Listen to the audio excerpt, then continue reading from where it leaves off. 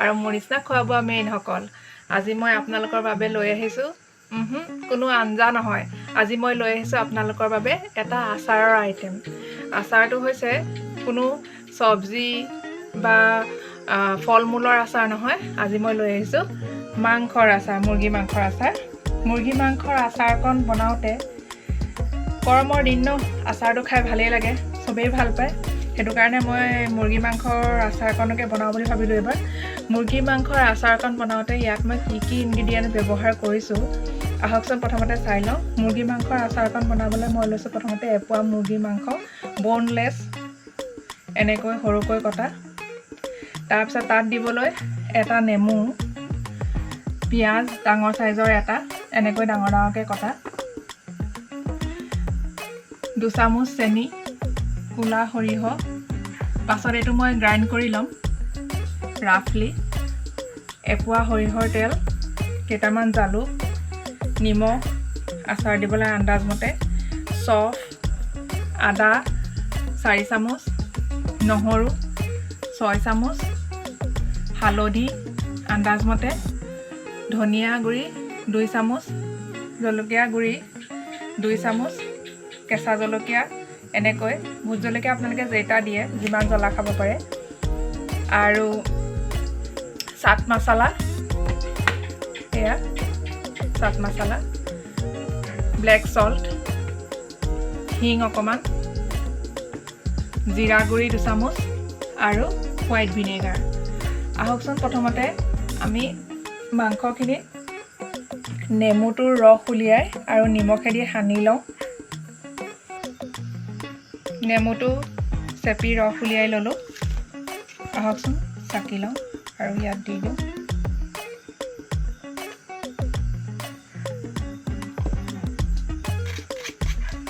পালচখিনি ওলাই আহি থাকি যাব। এতিয়া নিমখে সতিয়ে আহকচোন এইখিনি জুইত অলপ দেৰি সিজাই লওঁ। দেখিছে ননষ্টিক পেনখন গৰম হৈ আহিছে। ইয়াত এতিয়া এই নেমু ৰসে সৈতে মাংসখিনি ঢালি দিয়ক আৰু ফ্লেমটো ল' কৰি দিয়ক।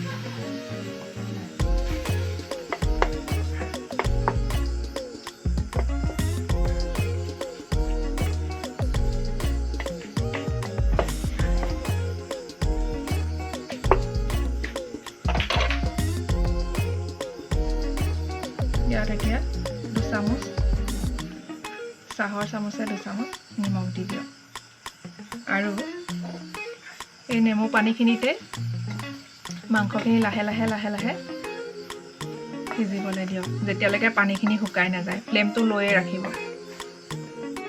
মাংসখিনি এনেকৈ লাহে লাহে সিজি পেলাই সম্পূৰ্ণ পানীখিনি শুকোৱালৈকে আহকচোন আমি সৰিয়হখিনি আৰু জালুককেইটাই ৰাফলি মিক্সিত দি পিচি লওঁ।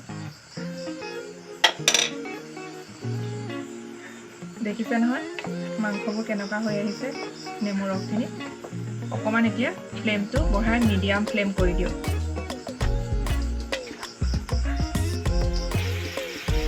এইখিনি ৰাফলি মই মিক্সিত দি ল'লোঁ, জালুক আৰু ক'লা সৰিয়হখিনি। এতিয়া আহকচোন পানীখিনি শুকালে নাই চাই লওঁ। দেখিছেনে নেমু পানীখিনি শুকাই এতিয়া মাংসৰ তেলটো ওলাই আহিছে। এতিয়া ফ্লেমটো অলপ ল' কৰি দিয়ক। গোটেই পানীখিনি শুকাই গৈছে আৰু মাংসৰ তেলখিনি ওলাই আহিছে। ইয়াত পানীখিনি গোটেই শুকাই গৈছে। নেমু ৰসখিনি শুকাই এতিয়া ইয়াৰ যিখিনি মাংসৰ তেল, সেই মাংসৰ তেলখিনি ওলাই আহিছে।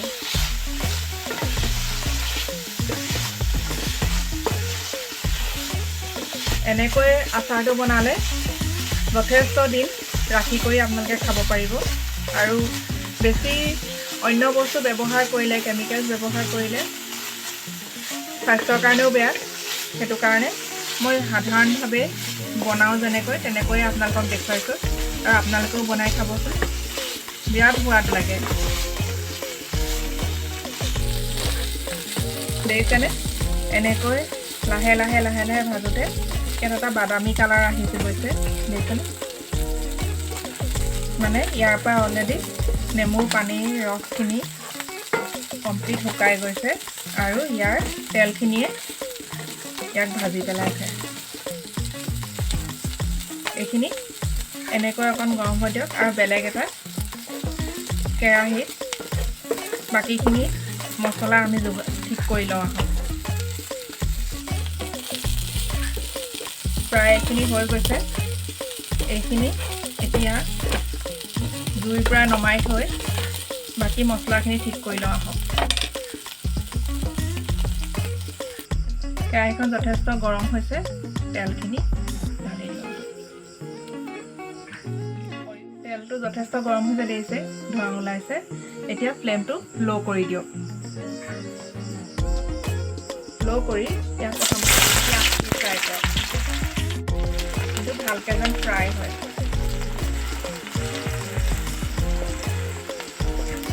এতিয়া ফ্লেমটো অকণমান বঢ়াই দিয়ক, মিডিয়াম ফ্লেমত ৰাখক। পিঁয়াজখিনি ধুনীয়া এটা বাদামী ৰং আহিছে। এতিয়া ইয়াত ফ্লেমটো ল' কৰি লওক আৰু এনেকৈ 6 চামুচ 4 চামুচ আদা, এইখিনি কোনো মিক্সিত দি পেলাই পিচি নল'ব, পেষ্ট বনাই নল'ব। এইটো খুন্দনা বা অলপ ৰাফলি বস্তুটো নিজে গুড়ি কৰি ল'ব খুন্দনাত দি। 4 চামুচ আদা,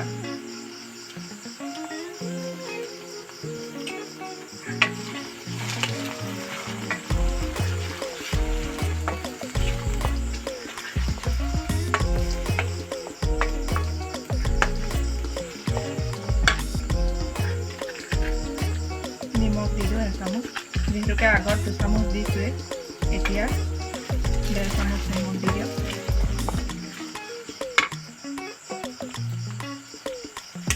হালধি 2 চামুচ,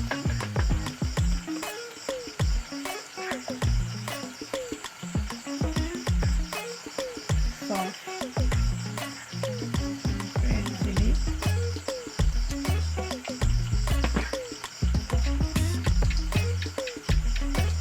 ধনিয়া গুড়ি,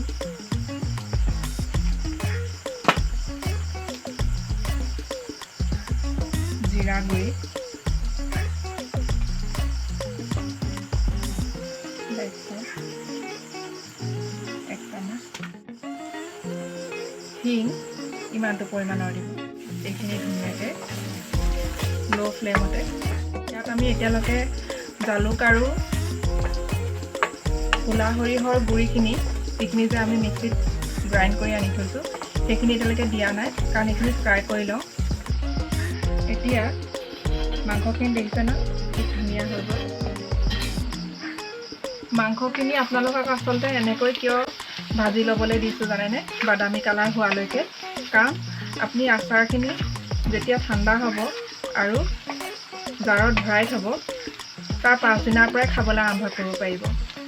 মানে ৰ'দত এসপ্তাহমান দি দিয়াৰ পাছত ইয়াৰ স্মেলটো বিৰাটেই ধুনীয়া ওলায়, কিন্তু খাওঁ বুলি ক'লে আপুনি 5 দিনৰ পৰাই খাব পাৰিব, যদিহে মাংসটো এনেধৰণে পানীখিনি উলিয়াই লয়। বিৰাট টেষ্টি হয় খাবলৈ। দেখিছেনে, নহৰু, আদা আৰু পিঁয়াজৰ পানীখিনিও প্ৰায় শুকাই চব মিহলি হৈ গৈছে। আপোনালোকে যদি হিং নাখায় তেতিয়াহ'লে নিদিব, হিং নিদিলেও কোনো কথা নাই। মই স্মেলটোৰ কাৰণে দিছোঁ, বিৰাট ধুনীয়া স্মেল এটা আহে হিং দিলে। কিন্তু যিসকলে হিং খাব নোৱাৰে, যাৰ থাইৰয়ড, ইউৰিক এচিড এইবোৰ জাতীয় বেমাৰ আছে, তেওঁলোকে হিংটো খাব নোৱাৰে আচলতে। কিন্তু মাংসৰ আচাৰ হিংটো দিলে বেছি টেষ্টটো উঠে। এতিয়া গেছটো অফ কৰি দিয়ক। এতিয়া আমি ইয়াত দিম 2 চামুচ চেনি আৰু ৰাফলি গ্ৰাইণ্ড কৰি থোৱা সৰিয়হখিনি আৰু জালুক, 2 চামুচ ভিনেগাৰ। আপোনালোকে তেল যদি চেপচেপীয়াকৈ দিব বিচাৰে দিব পাৰিব পাছত। গৰম কৰি তেলখিনি ঠাণ্ডা কৰি পেলাই পাছত দিব। মই কেতিয়াবা দিওঁ আৰু কেতিয়াবা নিদিওঁ। মানে এনেকৈ লগাকৈ থাকিলে মাংসৰ পিচটো পটককৈ বিচাৰি পায় ন তেলত আপুনি হাবুডুবু খাই থাকিব লাগে যে সেইটো কাৰণে মই তেলটো কমেই দিওঁ এতিয়া ইয়াত অকণমান দিম আমি চাট মছলাটো সামান্য পৰিমাণৰ দিব জাষ্ট চেণ্টটো আহিবৰ কাৰণে মই যেতিয়া এইটো বনাই থাকোঁ জানে আপোনালোককো টেষ্ট কৰি চাওকচোন বুলি ক'বলৈ মন যায় কিন্তু উপায় নাই ন এতিয়া যে কৰোণা কাল কোনো কাৰো ঘৰলৈ যাব নোৱাৰে এনেকৈ ধুনীয়াকৈ বনাই সিজাই খাই থাকক আৰু সকলোকে খুৱাই থাকক আৰু ব্যস্তনো ক'ত তেনেকৈ হ'ব পাৰিব এইখিনি ঠাণ্ডা হ'বলৈ দিয়ক ধুনীয়াকৈ ঠাণ্ডা হ'বলৈ দি জাৰ এটাত ভৰাই মেলি আপোনালোকৰ মন যায় যদি মই বাৰে প্ৰতি কৈ আছোঁ মন যায় যদি ইয়াত আৰু তেল এড কৰিব পাৰিব আৰু জলকীয়াখিনি মিহিকৈ কুটি ইয়াত দি দিব মইতো দিমেই বাৰু এনেকৈ আপোনালোকে যিমান জ্বলা খায় সিমান জ্বলা দিব মইতো ইয়াতকৈ বেছিয়ে দিম বাৰু আৰু তেল দিয়ে যদি দিব মই কৈয়ে আছোঁ এইটো নিজে মজি জলকীয়াটো ৰসটো ইয়াত সোমাই থাকিব যিহেতুকে আগত জলকীয়া গুড়ি দিছোঁৱে মই এতিয়া ঠাণ্ডা হ'বলৈ দিয়ক ঠাণ্ডা হোৱাৰ পিছত জাৰত ভৰাই দিব তক এনেকৈ মই বাতি এটাত উলিয়াই ঠাণ্ডা হ'বলৈ দিছোঁ জলকীয়াখিনি এনেকৈ কাটি দিব আৰু এটা কথা আপোনালোকে যেতিয়া ৰ'দত দিব মাজে উলিয়াই দুপিচ এপিচ টেষ্ট কৰি থাকিব বাৰু অ'কে হৈছেনে নাই হোৱা পাৰিলে ইয়াত নহয় তেল দিয়াতকৈ মাজে এচামুচকৈ ভিনেগাৰ দি থাকিব ভিনেগাৰটো মই আপোনালোকক কিয় দি থাকিবলৈ কৈছোঁ গম পায়নে তেতিয়া ইয়াৰ যিটো মানে মছলাৰ যিটো হেৰিটো বহুত ধুনীয়াকৈ আৰু বহুত দিনলৈ মানে এই বস্তুটো ভাল হৈ থাকে আপোনালোকে এবছৰ দুবছৰলৈকেও খাই থাকিব পাৰিব ভিনেগাৰ নিদি পেলাই আপোনালোকে নেমু ৰস দিব পাৰে কিন্তু নেমু ৰসে বেছি দিন নাযায় সেইটো কাৰণে ভিনেগাৰকে মাজে সময়ে দি থাকিব তো ঠাণ্ডা হোৱালৈকে এনেকৈ থাকক আৰু আপোনালোকেও আশা কৰোঁ ভালকৈ এনেকৈ বনাই খাব